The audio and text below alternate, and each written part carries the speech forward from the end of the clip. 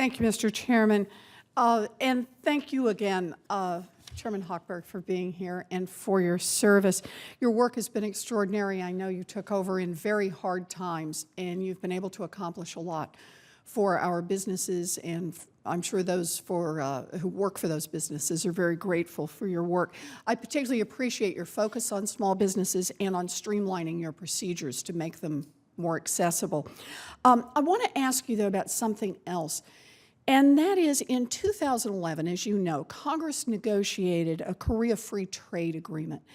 And at the time that it was negotiated, the U.S. Trade Representative cheered the agreement for the opportunities it would provide for creating more trade with Korea. I'm sure you've noticed, though, that the facts have not worked out so clearly. Since the agreement went into effect in March 2012, trends in trading patterns with Korea have been alarming. And I checked the numbers between February 12 and March 2013, which is the most recently available data. U.S. imports globally grew by 5%, but they increased from Korea by 17%. Our exports to the world increased by 11%, very good news, but they decreased to Korea by 5%. So looking at this another way, while our nation's global trade deficit shrunk 5%, our deficit with Korea increased by a staggering 170%. To put a specific number on it, our trade deficit with Korea was about $1.5 billion during this time period. So the question I want to ask is, your job is to increase exports and to reduce our trade deficit. Do you think that the Korea trade agreement has made it harder for you to do that, Mr. Chairman? I don't see an impact in that regard. Our trade that we are engaged with at Exim Bank with Korea has primarily been in two areas. It's been in aircraft. Korean Airlines, I'm happy to say, is a very strong Boeing customer. And we have worked with them on some joint financing. Also in some of the areas of renewable energy, solar panels and solar energy. But we do not have a strong book of business with Korea outside of that.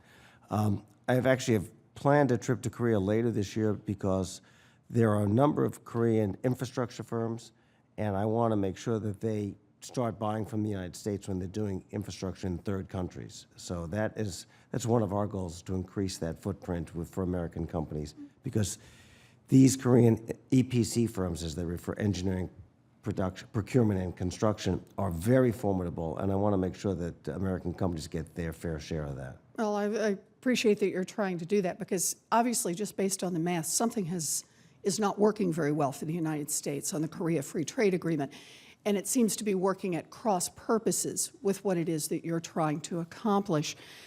As you know, the U.S. Trade Ambassador is currently negotiating the Trans-Pacific Partnership Agreement, and has your office played a role in those negotiations?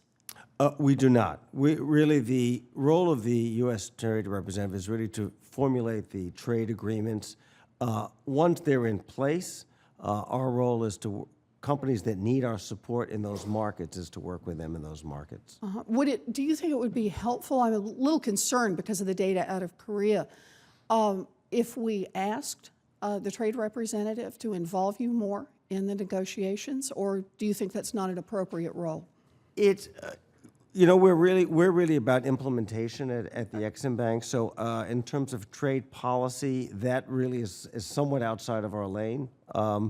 With the jobs we're trying to sustain and support at Exim Bank, I've got my hands pretty full in supporting U.S. exporters in the work we're doing right now. Fair enough, thank you. I just have one more, and I want to just try to ask it quickly. There have been some troubling indications that the big banks see the Trans-Pacific Partnership Agreement and the Transatlantic Trade and Investment Partnership as opportunities to weaken financial regulations, a chance for these banks to get something done quietly out of sight that they could not accomplish in a public place with the cameras rolling and the lights on. And this is a really serious concern for me. So I have a question about future negotiations. If you are involved in any way in future negotiations, whether it's formally or informally, as you monitor these negotiations, will you take a close look at the terms and do what you can to make sure that these agreements do not become a backdoor way to water down financial regulations for the large banks? Well, I can say the following also. We have probably some of the strongest banks in the entire world right now because of the kind of reserves that have been put in and the fact that they have beefed up their balance sheets. And so that is what we need to work with, because most of the loans we make are guaranteed. We work with a bank and we guarantee those loans. So for a number of years, we made a large number of loans with European banks. They have largely exited the market because of their weakened conditions. So a stronger banking system is far better for Ex-Im Bank because we can work with a lot stronger banks that way. Thank you, and I apologize for running over, Mr. Chairman. Thank you.